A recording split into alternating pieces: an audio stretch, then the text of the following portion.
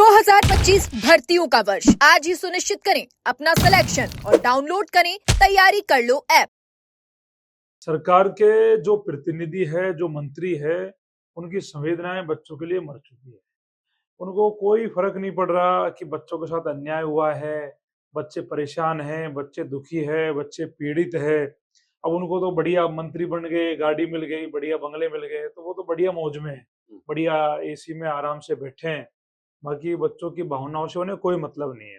अभी मैं आपसे जब मैं बात कर रहा हूँ, तो अभी मैं जोगाराम पटेल जी से मिल के आ रहा हूँ, प्रेमचंद बैरवा जी से मिल के आ रहा हूँ। प्रेमचंद बैरवा यूं कहे तो सरकार में डिप्टी सीएम है और जोगाराम पटेल जी सरकार के बड़े मंत्री है। लोग कहते हैं कि उनके पास पावर है, ताकत है। तो हम भी चाह रहे थे कि उनके पास कितनी ताकत है, कितनी पावर है, वो युवाओं के काम आ जाए, युवाओं का भला हो जाए। अगर कहीं ताकत है उनके पास में, तो आज उनके पास है। बच्चों के साथ में मैं मिलने गया और मिलके मैं आ रहा हूँ। मैंने उनको समझाया कि सर ऐसे इस प्रकार से भर्ती में नॉर्मलाइजेशन के नाम पे युवाओं के साथ में बड़ी ठगी हुई है, बड़ा धोखा हुआ है, बड़ा अन्याय हुआ है। और इसको लेकर आप सरकार में आप मंत्री हो, आप मुख्यमंत्री से बात करिए, बोर्ड के आलोक राज जो चेयरमैन है उनसे आप बात करिए कि इस प्रकार किया अन्याय बच्चों के साथ में क्यों किया है। तो उन्होंने कहा मैं देखूंगा। अब आगे की बात यह है कि वो इसको कितना देखेंगे और ये तो समय बताएगा। लेकिन मैं एक बात आपके माध्यम से पूछना चाहता हूँ, क्या उनके परिवार के लोग इस परीक्षा को दिए होते या उनके बच्चे दिए होते या कोई भी उनका रिलेटिव दिया होता, तब भी क्या वो ये कहते कि मैं देखूंगा इसको? वो तो कहते, लोग तो कहते हैं उनके पास ताकत है। ताकत वाला व्यक्ति ये नहीं कहता देखूंगा, ये कहता मैं न्याय करवाऊंगा और तुरंत इसमें न्याय करेंगे, लेकिन वो कह रहे हैं मैं देखूंगा। तो कहीं ना कहीं मेरे को लगता है कि बहुत ज्यादा चिंता उन्हें बेरोजगार युवाओं की नहीं है। देखने का मतलब क्या होता है?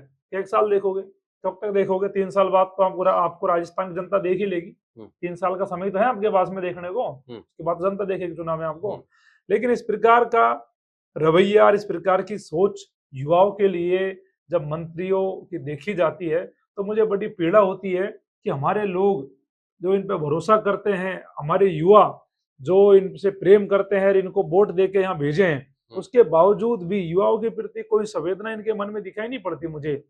अब देखना यही है कि मंत्री जी इसको कितनी गंभीरता से लेते हैं और इस पे क्या एक्शन लेते हैं, क्या कार्रवाई कराते हैं। अगर मंत्री जी में ताकत है और मंत्री जी किसान, युवा, गरीब वर्ग की पीड़ा को समझते हैं, तो इसमें न्याय करवाएंगे, तब तो देखने वाली बात हुई। नहीं तो बाकी तो मंत्रियों से मिलते हैं और देखते रहते हैं, सरकार बदलती है, जनता देख लेती है उनको। और उसके बाद में प्रेमचंद बैरवा जी से भी हम मिले।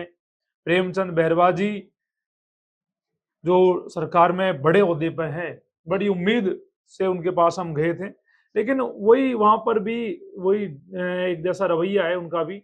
उन्होंने ज्ञापन लिया कि ठीक है हम इस पे बात करेंगे। अरे बात करोगे कब? बच्चों के साथ तो अन्याय हुआ, बच्चे तो परेशान हैं, धूप में आंदोलन कर रहे हैं, पुकार रहे हैं, सड़कों पे धरना दे रहे हैं, और आप बच्चों की पीड़ा को तरीके से सुन भी नहीं पा रहे हो, आप बच्चों की समस्या को सुनना भी नहीं चाहते हो। तो ये कैसा व्यवहार है बच्चों के साथ में? सरकार में बैठे लोग इस प्रकार का अगर व्यवहार, इस प्रकार का रवैया छात्रों की समस्याओं के प्रति रखेंगे, तो मैं ये मान के चलता हूँ कि इनकी संवेदना बच्चों के लिए खत्म हो चुकी है। और उसके पीछे बड़ा कारण है, चाहे प्रेमचंद बैरवा जी हो, चाहे जोगाराम पटेल जी हो, चाहे भजन लाल जी क्यों ना हो, इनके परिवार के, इनके बच्चे ना तो इन भर्तियों की तैयारी करते हैं, ना इनको मतलब है।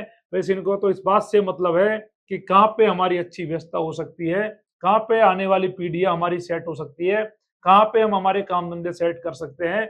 बच्चों से कोई मतलब नहीं है किसी को भी। अगर उनके हित में खड़े हैं तो मुझे बता, हित में खड़े तो काम करें, अगर हित में खड़े हैं तो हमारे साथ खड़े हो, बच्चों की समस्याओं को सुने, उनका समाधान कराएं। वो तो नहीं करा रहे ना, वो बस देखेंगे।